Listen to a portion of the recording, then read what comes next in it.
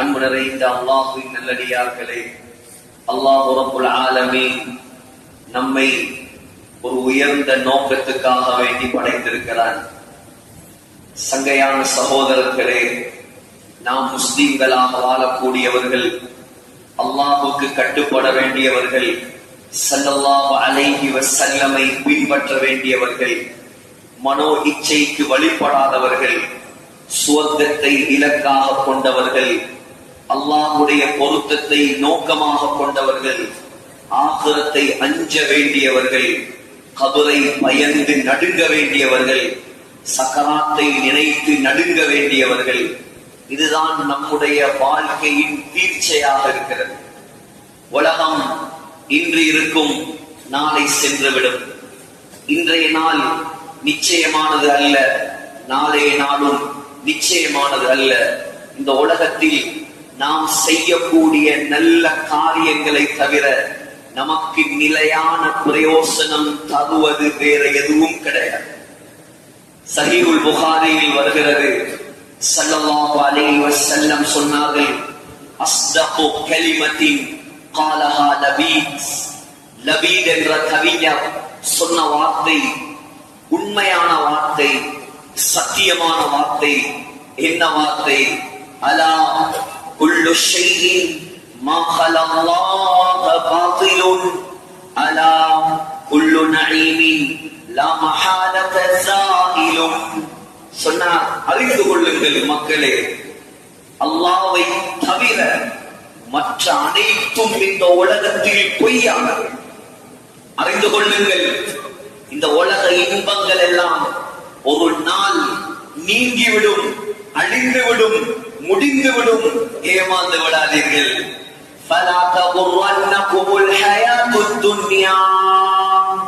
அல்லாஹ் எச்சரிக்கிறான், ஏ மனிதர்களே, உலக வாழ்க்கை துனியாவுடைய மோகம் உங்களை ஏமாற்றிவிட வேண்டாம். وَلَا يَغُرَّنَّكُمْ بِاللَّهِ الْغَرُورُ. ஷைத்தான் உங்களை ஏமாற்றி விட வேண்டாம், ஏமாற்றி விடாதீர்கள். முஸ்லிம்களே, உலகத்தில் அல்லாஹ்வுக்கு பொருத்தமாக வாழுங்கள், அல்லாஹ்வை அஞ்சி வாழுங்கள், ஆகிரத்தை நோக்கமாக கொண்டு வாழுங்கள். உலகம் பின்னோக்கி சென்று கொண்டே இருக்கிறது, மறுமை முன்னோக்கி வந்து கொண்டே இருக்கிறது. இப்னு ஹஜர் அஸ்கலானி ரஹிமஹுல்லாஹ் அலி ரலியல்லாஹு அன்ஹுடைய ஒரு அழகிய கூற்றை பதிவு செய்திருக்கிறார். இர்தஹலத்தித் துன்யா முதுபிரா. உலகம் எம்மை விட்டும் தூரமாகி புறமுதுகு காட்டி சென்று கொண்டே இருக்கிறது. வர்தஹலத்தில் ஆகிரத்து முக்பிலா. மறுமை நம்மை நோக்கி வந்து கொண்டே இருக்கிறது. புகாரில் வருகிறது, ஸல்லல்லாஹு அலைஹி வஸல்லம் தன்னுடைய 2 விரல்களை இப்படி காட்டி சொன்னார்கள், புஇஸ்து அன வஸ்ஸாஅத்து கஹாத்தைன். நானும் உலக அழிவும் நானும் மறுமை நாளும் இவ்வளவு நெருக்கம் என்றார்கள் ஸல்லல்லாஹு அலைஹி வஸல்லம். நெருங்குகிறது சகோதரர்களே. ஸல்லல்லாஹு அலைஹி வஸல்லம் இந்த வார்த்தையை சொல்லி 1400 ஆண்டுகள் நம்மை கடந்து விட்டது. அப்படி என்றால் இந்த உலகத்தில் நாம் எப்படி நிம்மதியாக வாழ்வது, நாம் எப்படி பயமில்லாமல் வாழ்வது, நாம் எப்படி உலகத்தை மட்டும் நோக்கமாக கொண்டு வாழ்வது? நம்முடைய நோக்கம் மறுமை. இர்தஹலத்தில் ஆகிரத்து முக்பிலா. முன்னோக்கி வருகிறது மறுமை. தயாராகுங்கள் சகோதரர்களே. வலிகுல்லி வாஹிதின் மின்ஹுமா பனூன். சொன்னார் ஹஸரத் அலி ரலியல்லாஹு அன்ஹு, உலக மக்களை 2ஆக பிரித்தார். ஒரு கூட்டம் உலகத்தை நோக்கமாக கொண்டு வாழ்கிறார்கள், முஸ்லிம்கள் கூட அப்படி வாழ்கிறார்கள். இன்னொரு கூட்டம் மறுமையை நோக்கமாக கொண்டு வாழ்கிறார்கள். ஃபகூனு மின் அப்னாஇல் ஆখিরা. ஏ முஸ்லிம்களே, ஏ முஸ்லிம்களே, ஏ நல்லவர்களே, ஏ புத்திஜீவிகளே, ஏ படித்தவர்களே, ஏ வாலிபர்களே, நீங்கள் ஆகுங்கள், ஆகிரத்துக்குரிய மக்களாக ஆகுங்கள். அல்லாஹ்வுக்குரிய மக்களாக ஆகுங்கள்.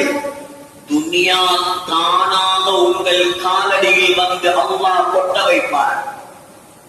துனியாவுடைய கவலையை மாத்திரம் உங்களுடைய கவலையாக ஆக்காதீர்கள்.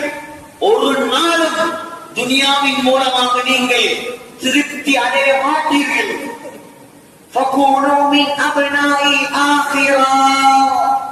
ஆகிரத்துக்குரிய மக்களாக மாறுங்கள்.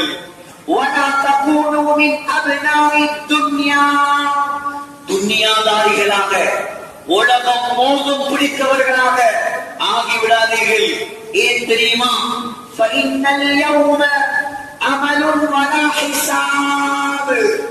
இந்த உலகம் இருக்கிறது, இது அமல் செய்ய வேண்டிய இடம். இந்த உலகம் இருக்கிறது, இது நல்ல அமல்கள் செய்ய வேண்டிய இடம். இங்கே நீங்கள் அமல் செய்தாலும் செய்யாவிட்டாலும் அல்லாஹ் உங்களை கேள்வி கேட்க மாட்டான். ஆனால் மறுமை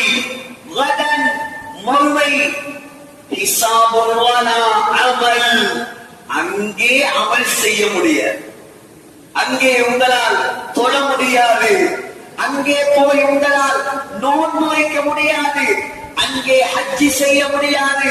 அங்கே பள்ளிவாசல் கட்ட முடியாது. அங்கே மதரசாக்கள் நடத்த முடியாது. அங்கே உங்களுடைய முதலாவது வேலை உங்களை எழுப்பி நிப்பாட்டி விசாரிப்பதுதான். விசாரிக்கப்படுவார். மிம்பரில் நிற்கும் ஆலிம் சாப்பும் விசாரிக்கப்படுவார். கீழே இருக்கும் பொதுமகனும் விசாரிக்கப்படுவார். கோர்ட்டிலே இருக்கும் ஜட்ஜும் விசாரிக்கப்படுவார். குற்றவாளி கூண்டில் நிற்கும் குற்றவாளியும் விசாரிக்கப்படுவார். அந்த நாளில் சகோதரர்களே யாராலும் தப்ப முடியாது. இந்த ஊரில் வாழக்கூடிய நாம் சிந்திக்க வேண்டியது இதை பற்றிதான். நம்முடைய தலைவர், நம்முடைய உயிர், நம்முடைய கண்மணி, நற்குலத்தின் தாயகம், நபிகள் நாயகம் இந்த உலகத்தில் கஷ்டப்பட்டது ஏன் சகோதரர்களே? அல்லாஹ் நினைத்திருந்தால் அவரை தங்க கட்டியில் படுக்க வைத்திருப்பார். அல்லாஹ் நினைத்திருந்தால் ஆகாயத்தில் பறக்க வைத்திருப்பார். அல்லாஹ் நினைத்திருந்தால் முழு மதீனாவிலும் தங்கத்தால் அல்லாஹ் கோட்டை கட்டி கொடுத்திருப்பார். ஆனால் நீங்கள் வரலாறை புரட்டுங்கள், சீராவை புரட்டுங்கள். அந்த சீரேவியின் வாழ்க்கையை பாருங்கள். எப்படி வாழ்ந்தார், எப்படி வாழ்ந்தார், எவ்வளவு தியாகம் செய்தார், எவ்வளவு கஷ்டப்பட்டார். நிம்மதியாக சாப்பிட்டது கிடையாது. புகாரியில் வருகிறது, லம் யக்குலின் நபியு ஸல்லல்லாஹு அலைஹி வஸல்லம் அலா ஹிவானின் கத்ஸ். மௌத் வரை அந்த ஸல்லல்லாஹு அலைஹி வஸல்லம் மேசைக்கு மேல் உட்கார்ந்து சாப்பிட்டது கிடையாது. அந்த வீட்டில் மேசை இருக்கவில்லை. வெள்ளிக்கிழமை நாள் வந்துவிட்டால் சகோதரர்களே, மிஸ்கீன்கள் கூட பிரியாணி தின்னும் நாளில். நம்முடைய வீடில் ஒரு வெரைட்டி தான், ஆனால் அவர்களுக்கு பல வெரைட்டி, வகை வகையான சாப்பாடு, விதம் விதமான சாப்பாடு. பொரித்தது வேண்டுமா, டவல் வேண்டுமா, பிரியாணி வேண்டுமா, ஃப்ரைட் ரைஸ் வேண்டுமா, ஆர்டர் பண்ணது வேண்டுமா, வீட்டில் ஆக்குறது வேண்டுமா? தவறல்ல சகோதரர்களே, ஹராம் அல்ல, சாப்பிடலாம், முடியும், ஆகுமானது. ஆனால் கொஞ்சம் திரும்பி பாருங்கள் நம்முடைய தலைவரின் வாழ்க்கை. புகாரியில் வருகிறது, லம் யரன் நபியு ஸல்லல்லாஹு அலைஹி வஸல்லம் ஷாத்தன் சமீகன் பிஐனிஹி கத்ஸ். பொரிச்ச இறைச்சி நாங்க சாப்பிடுவோம், பொரியல் இல்லாமல் இறங்காது நமக்கு. ஆனால் நம்முடைய தலைவர் பொரிச்ச இறைச்சியை தன்னுடைய கண்ணால் கண்டது கிடையாது. புகாரி பொரிச்ச இறைச்சி. நம்மளை பொறுத்த வரைக்கும் இதெல்லாம் ஒரு சப்ஜெக்டா, இதெல்லாம் ஒரு சாப்பாடா? சகோதரர்களே, ஸல்லல்லாஹு அலைஹி வஸல்லம் புகாரியில் வருகிறது, ஸல்லல்லாஹு அலைஹி வஸல்லம் சாப்பிட்டது சலிக்காத மாவு, சலிக்காத கோதுமை. விளங்கும் பாசையில் சொல்வதாக இருந்தால் அரிசையும் உமியையும் போட்டு ஆக்கினா எப்படி? அரிசி, நெல்லு, உமி எல்லாத்தையும் கலந்து ரைஸ் குக்கர்ல வச்சா நாம் சாப்பிடுவோமா? ஸல்லல்லாஹு அலைஹி வஸல்லம் சாப்பிட்டது அதுதான். அதைத்தான் சாப்பிட்டார். கேட்டார்கள், ஏன் உங்களுடைய வீட்டில் முன்ஹல் மாவரி இருக்கவில்லையா? மாவரியை கூட ஸல்லல்லாஹு அலைஹி வஸல்லம் தன்னுடைய கண்களால் கண்டது கிடையாது. இந்த உலகம் நோக்கமாக இருந்திருந்தால் அவர் மன்னனாக வாழ்ந்திருப்பார். சுலைமான் அலைஹிஸ்ஸலாமுக்கு காட்டை வசப்படுத்தி கொடுக்க இயலும் என்றால் நம்முடைய தலைவருக்கு அல்லாஹ் கொடுக்க மாட்டாரா? சுலைமான் அலைஹிஸ்ஸலாம் மௌத்தாகியும் இந்த உலகத்தில் ஆட்சி செய்தார் என்றால் அல்லாஹ் நம்முடைய தலைவருக்கு ஆட்சியை கொடுக்க மாட்டானா? அல்லாஹ் கேட்டான் என்ன வேண்டும்? தங்கமலை வேண்டுமா? திருவிதியில் வருகிறது. சொன்னார், வேண்டாம் வேண்டாம், எனக்கு எதுவுமே வேண்டாம். இந்த உலகத்தில் எனக்கு வேண்டும் ஒன்றே ஒன்று, என்னுடைய சமுதாயம் சொர்க்கவாதிகளாக மாற வேண்டும். சொர்க்கவாதிகளாக மாற வேண்டும். அல்லாஹ் கேட்டான். புகாரியில் வருகிறது, மலிக்குன் நபி, யா ரசூலல்லாஹ், நீங்கள் நபியாகவும் வாழலாம், மன்னனாகவும் வாழலாம், விருப்பமா? இல்லை. அப்துன் ரசூல், நான் அடிமையாகவும் ஒரு ரசூலாகவும் வாழ்கிறேன். அரசாட்சி எல்லாம் எனக்கு வேண்டாம். சஹீஹுல் புகாரியில் வருகிறது. சகோதரர்களே, 29 நாள் ஸல்லல்லாஹு அலைஹி வஸல்லம் மனைவிமாரை எச்சரிப்பதற்காக மனைவிமாரை விட்டும் ஒதுங்கி இருந்தார்கள். மனைவிமாருடைய கல்வியில் இருந்து துனியாவுடைய மோகத்தை கலக்குவதற்காக ஹஜ்ரத் உமர் ஸல்லல்லாஹு அலைஹி வஸல்லமுடைய நெருங்கிய நண்பர், ஸல்லல்லாஹு அலைஹி வஸல்லமுடைய மாமனார், ஹஃப்ஸா நாயகியின் தகப்பனார் மகளுக்கு ஏசிவிட்டு நாயகத்தை சந்திக்க வந்தார். ஸல்லல்லாஹு அலைஹி வஸல்லமுடைய வீட்டுக்குள் அன்றுதான் அவர் செல்கிறார். ஸல்லல்லாஹு அலைஹி வஸல்லம் சொல்கிறார், உமர் ரலியல்லாஹு அன்ஹு, அந்த வீட்டுக்குள் துனியாவுடைய ஆகிரத்துடைய தலைவரின் வீட்டுக்குள் நான் கண்டது 3 போல். சோஃபா செட் அல்ல, பெட்ரூம் செட் அல்ல. அந்த வீட்டுக்குள் இருந்தது ஒரு மூலையில் கொஞ்சம் கோதுமை கொட்டைகள். முதலாவது. இரண்டாவது, பதனிடப்படாத மிருகத்துடைய தோல் துண்டு. மூணாவது, ஸல்லல்லாஹு அலைஹி வஸல்லம் படித்திருந்த ஈச்ச ஓலையால் செய்யப்பட்ட பாய். கண்டதோடு உமர் ரலியல்லாஹு அன்ஹு கண்கள் கலங்கிவிட்டார். உமரை கண்ட ரலியல்லாஹு அன்ஹு ஸல்லல்லாஹு அலைஹி வஸல்லம் எழும்பி உட்கார்ந்தார்கள். முபாரக்கான அழகான அந்த மேனியில் ஈச்ச ஓலையின் அடையாளங்கள் அப்படியே அச்சிப்பதிருந்தது. ஸல்லல்லாஹு அலைஹி வஸல்லமை பார்த்து கண்ணீர் வடித்த உமர் ரலியல்லாஹு அன்ஹு கேட்டார், யா ரசூலல்லாஹ், ரோமர்களை பாருங்கள், பாரசீகர்களை பாருங்கள், ஈரான் வாசிகளை பாருங்கள், இஜானியில் வாழக்கூடியவரை பாருங்கள். அல்லாஹ்வை மறுத்த மக்கள் துனியாவில் இன்பமாக சந்தோஷமாக சுகத்தோடு வாழ்கிறார்கள். நீங்கள் அல்லாஹ்விடம் கையை ஏந்தினால் அல்லாஹ் உங்களுக்கு தரமாட்டானா?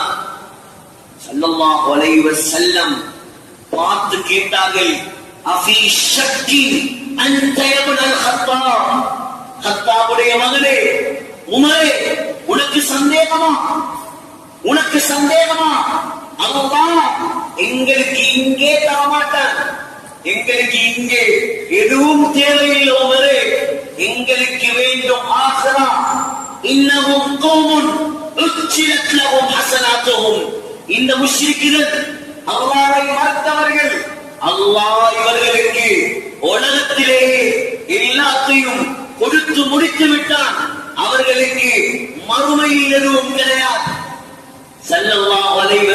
மௌத்தாகினார்கள். அபூபக்கர் ரலியல்லாஹு அன்ஹு ஆட்சிக்கு வந்தார்கள். உமர் ரலியல்லாஹு அன்ஹு ஆட்சிக்கு வந்தார்கள். ஜனாதிபதி சாதாரண ஜனாதிபதி அல்ல, ஒரு நாட்டுக்கு தலைவர் அல்ல. உலமாக்கள் வரலாற்று ஆசிரியர்கள் எழுதுகிறார்கள், இப்பொழுது உள்ள கணக்கின்படி 41 நாட்டுக்கு ஒரு ஜனாதிபதி. 41 நாடு. சவுதி அரேபியாவிலிருந்து ரஷ்யா வரை, சவுதி அரேபியாவிலிருந்து இந்துஸ்தான் வரை, சவுதி அரேபியாவிலிருந்து சைனா வரை பரந்த விரிந்த மகா சாம்ராஜ்யம். ஜனாதிபதி மதீனாவில் அவருக்கு என்று ஒரு மாளிகை கிடையாது. மதீனாவில் அவருக்கென்று சொந்தமாக ஒரு வீடு கிடையாது. மதீனாவில் அவருக்கென்று சிம்மாசனங்கள் கிடையாது. சகோதரர்களே, ஆட்சியை ஏற்றவுடன் வியாபாரியாக இருந்த உமர் ரலியல்லாஹு அன்ஹு மக்களை எல்லாம் ஒன்று கூட்டி மஷூரா செய்தார். இப்பொழுது ஆட்சி பொறுப்பை நான் ஏற்றதால் என்னால் தொழில் செய்யும், வியாபாரம் செய்யும் சந்தர்ப்பம் கிடையாது. எனவே நீங்கள் என்னை என்ன செய்ய சொல்கிறீர்கள்? மக்கள் எல்லாம் பல ஆலோசனை சொன்னார்கள். உமரே, நீங்கள் வேண்டிய சலுகை எடுத்துக் கொள்ளலாம், வேண்டிய பணத்தை எடுக்கலாம். பல ஆலோசனைகள். நீங்கள் பொது நிதியிலிருந்து, அரசாங்கத்திலிருந்து உங்கள் தேவைக்காக அளவில்லாமல் பாவிக்கலாம். ஹஜ்ரத் அலி ரலியல்லாஹு அன்ஹு அமைதியாக இருந்தார். அலி, உன்னுடைய கருத்து என்ன சொன்னார்? அமீருல் முஃமினீன், உங்களுக்கும் உங்களுடைய குடும்பத்திற்கும் செலவுக்கு எவ்வளவு தேவையோ நீங்கள் அதை மாத்திரம் எடுக்கலாம், அதை மாத்திரம் எடுக்கலாம். அந்த மஷூராவை ஏற்றுக்கொண்டார் உமர் ரலியல்லாஹு அன்ஹு. சகோதரர்களே, சம்பளம் சாதாரண சம்பளம். சிந்தியுங்கள், உதாரணமாக யோசியுங்கள். இப்பொழுது இருக்கக்கூடிய இந்த பொருளாதார சிக்கலான காலத்தில் ஒரு மனிதனுக்கு, ஒரு சாதாரண குடும்பஸ்தனுக்கு 20,000, 25,000, 30,000 பணம் போடுமா? ஒரு ஜனாதிபதியுடைய சம்பளம், 41 நாடுகளின் தலைவரின் சம்பளம், வாழ்வதற்கு போதாத சம்பளம். இப்பொழுது 4 சஹாபாக்கள் ஆலோசனை செய்தார்கள். ஹஜ்ரத் அலி, ஹஜ்ரத் உஸ்மான், ஹஜ்ரத் தல்ஹா, ஹஜ்ரத் சுபைர் ரலியல்லாஹு அன்ஹு. அமீருல் முஃமினீன் உமர் ரலியல்லாஹு அன்ஹு வாழ்வாதாரத்திற்காக கஷ்டப்பட்டு கொண்டிருக்கிறார், சிரமப்படுகிறார். அவருடைய சம்பளத்தை கூட்டினால் நல்லவே, சம்பளத்தை கூட்டலாம். ஆனால் அவரிடம் சென்று நாங்கள் பேசினால் என்ன நடக்கும் என்று தெரியாது. எனவே அமீருல் முஃமினீனுடைய மகள் ஹஃப்ஸா ரலியல்லாஹு அன்ஹாவை அழைத்து சொன்னார்கள், உங்களோட வாப்பாட்ட சொல்லுங்க, சம்பளத்தை கூடிய அடிக்க சொல்லுங்க, கொஞ்சம் உடுப்பு நல்லா உடுக்க சொல்லுங்க, கொஞ்சம் நல்ல சாப்பாடு சாப்பிட சொல்லுங்க, கொஞ்சம் நல்ல விருப்பில் படுக்க சொல்லுங்க. ஹஃப்ஸா ரலியல்லாஹு அன்ஹா வாப்பாவின் மகள் வாப்பாவை அழைத்து இந்த விடயத்தை சொன்ன போது உமர் ரலியல்லாஹு அன்ஹு முகமெல்லாம் மாறி சிவந்து கடுகடுப்போடு கேட்டார், இதை உன்னிடம் சொன்னது யார்? இதை உன்னிடம் சொன்னது யார்? சொன்னார் ஹஃப்ஸா, அது அமானிடம், சொல்ல முடியாது. அவர்களுடைய பெயரை மாத்திரம் நீ சொன்னால், அவர்களுடைய பெயரை மாத்திரம் நீ சொன்னால் அவர்களுடைய முகத்தை நான் மாற்றுவேன், அவர்களுடைய முகத்தை நான் மாற்றுவேன். ஹஃப்ஸா ரலியல்லாஹு அன்ஹா, நீ வாழ்ந்தது யாரோடு? முஹம்மது ஸல்லல்லாஹு அலைஹி வஸல்லமோடு. சொல், உன்னுடைய கணவன் உடுத்த விலை உயர்ந்த ஆடை எது? சொன்னார் ஹஃப்ஸா ரலியல்லாஹு அன்ஹா, 2 காவி நிறத்தில் 2 உடுப்பு இருந்தது என்னுடைய வீட்டில். சகோதரர்களே, ஸல்லல்லாஹு அலைஹி வஸல்லம் வெள்ளிக்கிழமை நாளில் அதை உடுப்பார், அல்லது வெளிநாடுகளில் இருந்து வெளியூர்களிலிருந்து யாராவது முக்கியஸ்தர்கள் வந்தால் மாத்திரம் அதை உடுப்பார்கள். அதுவும் விலை உயர்ந்த ஆடை அல்ல. ஹஸ்ஸா, சொல், உன்னுடைய கணவன் முஹம்மது ஸல்லல்லாஹு அலைஹி வஸல்லம் சாப்பிட்டது எது? சொன்னார், எங்களுடைய வீட்டில் முழுக்க முழுக்க சாப்பாடு சலிக்காத கோதுமை மாவால் செய்யப்பட்ட ரொட்டிதான். ஒரே ஒரு நாள் எனக்கு ஞாபகம் இருக்கிறது, ஒரு நெய் போட்டலுடைய அடிப்பகுதியில் நெய் கொஞ்சம் இருந்தது. அந்த ரொட்டியில் நான் அதை பூசி கொடுத்தேன். டேஸ்டாக இருக்கிறது என்று சொல்லி சாப்பிட்டார்கள். பக்கத்தில் இருந்தவர்களுக்கும் அதை பங்கு கொடுத்தார்கள். இதுதான் என்னுடைய கணவன் சாப்பிட்ட விலை உயர்ந்த சாப்பாடு. ஹப்ஸா, உன்னுடைய கணவன் முஹம்மது ஸல்லல்லாஹு அலைஹி வஸல்லம் படுத்த விலை உயர்ந்த வெட்டியது. சொன்னார், என்னுடைய வீட்டில் முரட்டு துணி ஒன்று இருந்தது. கோடை காலத்தில் அதை நான் நாளாக படிப்பேன், அதன் மீது படுப்பார்கள். குளிர் காலத்தில் குளிர் காலத்தில் அதை 2ஆக படிப்பேன், அதை போத்திக் கொண்டு படுப்பார்கள். இதுதான் என்னுடைய கணவனுடைய வாழ்க்கை. சொல்லிவிட்டு ஹப்ஸா ரலியல்லாஹு அன்ஹா தேம்பி தேம்பி அழுது விட்டார். சொன்னார் உமர் ரலியல்லாஹு அன்ஹு, உமரே, ஹப்ஸா, உன்னிடம் சொன்னவர்களிடம் சொல், மௌத்து வரைக்கும் நான் என்னுடைய தோழருடைய வழியை தவிர வேறு எதையும் நான் பின்பற்ற மாட்டேன். ஒரு முறை சகோதரர்களே, வெள்ளிக்கிழமை நாள் லேட்டாகி வந்தார்கள். சஹாபாக்கள் காரணம் கேட்டார்கள். சொன்னார், என்னிடம் இருந்தது இதே ஆடை மட்டும்தான், இது கழுவி காய்வதற்கு லேட்டாகிவிட்டது, மன்னித்துக் கொள்ளுங்கள். பக்கத்து நாட்டில் ஒருவன் ஒரு கோட் போர்தான். ஸ்ரீலங்கா சல்லிப்படி 45 லட்சம். 45 லட்சம். ஆனால் அந்த நாட்டில் அவன் முஸ்லிம்களை துவேஷத்தை தவிர வேறு எதையும் வளர்க்கவில்லை. சகோதரர்களே, துனியா இருக்கலாம், பணம் இருக்கலாம், வசதி இருக்கலாம், தவறு கிடையாது. ஆனால் பணம்தான் வாழ்க்கை, உலகம்தான் வாழ்க்கை, துனியாதான் வாழ்க்கை என்று ஏமாந்து விடாதீர்கள். நான் சொன்ன ஸல்லல்லாஹு அலைஹி வஸல்லம், உமர் ரலியல்லாஹு அன்ஹு அனைவருடைய பெயரும் இன்று வரை நிலைத்திருப்பது துனியாவால் அல்ல. அவர்கள் உலகத்தில் அல்லாஹ்வுடைய மார்க்கத்துக்காக செய்த சாதனையால். அற்ப வாழ்க்கை சகோதரர்களே, இந்த அற்ப வாழ்க்கைக்காக நீண்ட கால நிரந்தரமான வாழ்க்கையை வீணாக்கி விடாதீர்கள். ஸல்லல்லாஹு அலைஹி வஸல்லம் இந்த உலகத்தில் வாழ்ந்தது 63 ஆண்டுகள்.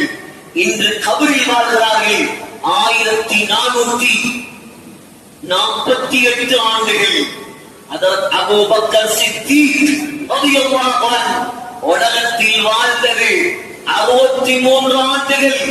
இன்று கபரில் வாழ்கிறார் 1436 ஆண்டுகள். அதற்கு உமர் ரலியல்லாஹு அன்ஹு உலகத்தில் வாழ்ந்தது 63 ஆண்டுகள். இன்று கபரில் வாழ்கிறார் 1426 ஆண்டுகள். அதற்கு உஸ்மான் ரலியல்லாஹு அன்ஹு உலகத்தில் வாழ்ந்தது 82 ஆண்டுகள். இன்று கபரில் வாழ்கிறார் 1415 ஆண்டுகள்.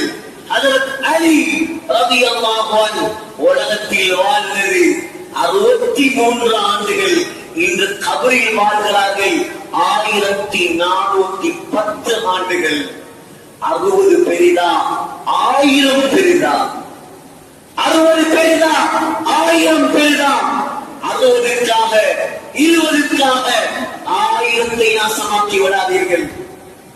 1000 நாசமாக்காதீர்கள். சரி, கபராவது 1000 முடிந்துவிடும், 2000 முடிந்துவிடும். ஆனால் மறுமை 50,000 சனா. அல்லாஹ் சொல்கிறார் 50,000 ஆண்டுகள். முடியாது சகோதரர்களே.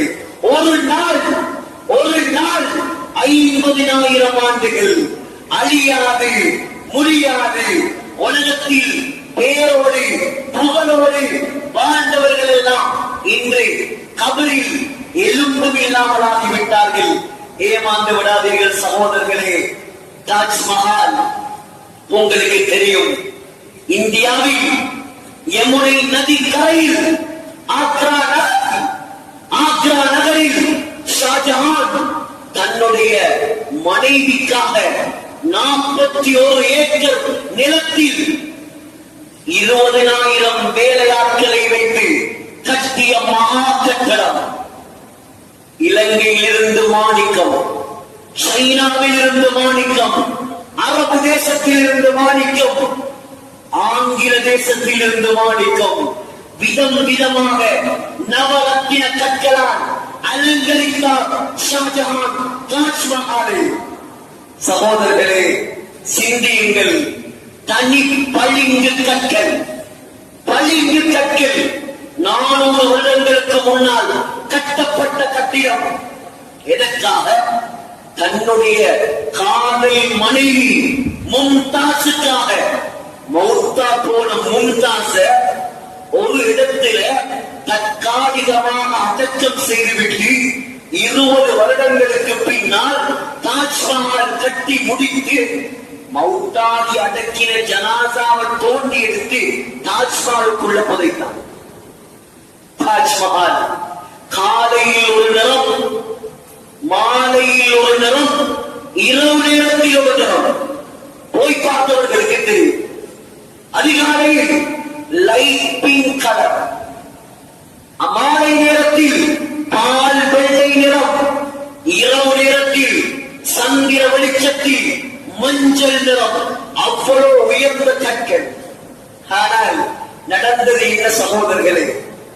அல்லாஹ் ஆட்சியை கொடுப்பது, அதிகாரத்தை கொடுப்பது, பணத்தை கொடுப்பது, பலத்தை கொடுப்பது அல்லாஹ்வுடைய மார்க்கத்தை ஹயாத்தாக்க, ஆகிரத்தை தயாரிக்க, காதல் மனைவிக்கு கோட்டை கட்டுவதற்காக அல்ல. மனைவிக்கு கட்டி முடித்து விட்டு யமுனை நதிக்கரையில் மறுபக்கத்தில் தன்னுடைய ஜனாசாவை அடக்குவதற்காக ஒரு பிளாக் தாஜ்மஹால், கருப்பு தாஜ்மஹாலை கட்ட ஆரம்பித்தான். உடனே மகன் அவுரங்கசீப் மிகப்பெரிய ஆலிம் பாப்பாவை பிடித்து செய்தி அடைத்தார். ஏன்? நீ உலகத்தில் கட்ட வேண்டியது தாஜ்மஹால் அல்ல. உலகத்தில் அல்லாஹ் உனக்கு தந்த பதவியை, வசதியை, வாய்ப்பை, ஆட்சியை வைத்து நீ அல்லாஹ்வுடைய மார்க்கத்தை ஹயாத்தாக்க வேண்டும். என்ன பிரயோசனம்? இதே தாஜ்மஹால் ஒரு பள்ளிவாசலாக இருந்திருந்தால் இன்று கபரில் நன்மைகள் நிறைந்திருக்கும். ஆண்டார்கள் முஸ்லிம்கள், உலகத்தையே கட்டி ஆண்டார்கள் சகோதரர்களே. இந்தியாவை முகலாயர்கள், முகல் எம்பையர் 700 வருடங்கள் ஆண்டார்கள். நல்லவர்களும் ஆண்டார்கள். எப்பொழுது அந்த ஆட்சியாளர்களுடைய உள்ளத்தில் துனியாவுடைய மோகமும் பேரும் புகழும் தேவைப்பட்டதோ அன்றுதான் அல்லாஹ் முஸ்லிம்களை இந்தியாவை விட்டும் தூரமாக்கினான், ஆட்சியை பறித்தான். கடைசி மன்னர் ஜாஃபர் சகோதரர்களே, முகலாய பேரரசி ஆங்கிலேயர்களால் சிறைப்பிடிக்கப்பட்டான். சிறைப்பிடிக்கப்பட்டு ஜெயிலில் கொண்டு போய் வைத்து மன்னருக்கு காலை உணவு வருகிறது, சாப்பாடு வருகிறது. மன்னர் நினைத்தார், ஜெயிலில் அடைத்தாலும் ஆங்கிலேயன் பரவாயில்லை, சாப்பாடு தருகிறானே. சாப்பாட்டை திறந்து பார்த்தால் மன்னருடைய குழந்தைகளின் தலை தட்டில் வைக்கப்பட்டிருக்கிறது. சகோதரர்களே, இதெல்லாம் பாடம். அக்கறைப்பட்ட மக்களே, சிந்தியுங்கள். 51 பள்ளிவாசல் அக்கறை பற்றி 19 ஜும்ஆ பள்ளி 50,000 முஸ்லிம்கள். ஆனால் ஒரு பள்ளிவாசலாவது இருக்கிறதா நம்முடைய ஊரில் 100% தொழுகையாளிகள் உள்ள பள்ளிவாசல்? இதுதான் கண்குளிர்ச்சி சகோதரர்களே. துனியா அல்லாஹ் எழுதியதை உங்களுக்கு தருவான். நம்முடைய ஊர் முழு இலங்கையும் அறியப்பட்ட ஊர், எல்லா வசதி வாய்ப்புகளும் நிறைந்த ஒரு ஊர். இன்றைக்கு சகோதரர்களே, வாலிபர்களே, புத்திஜீவிகளே, அரசியல் செய்பவர்களே, தலைவர்களே, படித்தவர்களே, இன்றைக்கு இந்த ஊரை நீங்கள் தொழுகையாளிகள் நிறைந்த ஊராக மாற்றுவீர்களோ, இன்றைக்கு இந்த ஊரை அல்லாஹ்வுக்கு பொருத்தமான ஊராக மாற்றுவீர்களோ, அதற்கு பின்னால் தான் நீங்கள் இந்த ஊரில் வாழ்ந்த மண்ணின் மைந்தன். அதுவரை நீங்கள் துனியாவில் என்ன செய்தாலும் அல்லாஹ் கணக்கெடுக்க மாட்டார். ஆகையால் முஸ்லிம்களே, அல்லாஹ் நமக்கு தந்த பாக்கியம், நாம் ஒரு செறிவான பலம் வாய்ந்த முஸ்லிம் ஊர்களில் வாழ்ந்து கொண்டிருக்கிறோம். ஆனால் துனியா நமக்கு பெருகிக் கொண்டே போகிறது, ஆகிரத் நம்மை சுற்றும் தூரமாகிக் கொண்டே செல்கிறது. சிந்தியுங்கள், அல்லாஹ்வை நெருங்குங்கள், தொழுகையாளிகளாக மாறுங்கள். வாலிபர்களே, முடிவெடுங்கள். இன்றைய அசர் தொழுகையிலிருந்து ஒரு தொழுகையை கூட நான் விட மாட்டேன். முடிவெடுங்கள், அல்லாஹ்விடம் வாக்கு கொடுங்கள், வாழ்ந்து பாருங்கள், செய்து பாருங்கள், அல்லாஹ்வுக்காக ஹராத்தை விட்டு பாருங்கள். அல்லாஹ் உங்களை எங்கேயோ கொண்டு போய் வைப்பார். எனவே எல்லாம் வல்ல அல்லாஹ் நம் அனைவருடைய பாவங்களை மன்னிப்பானாக.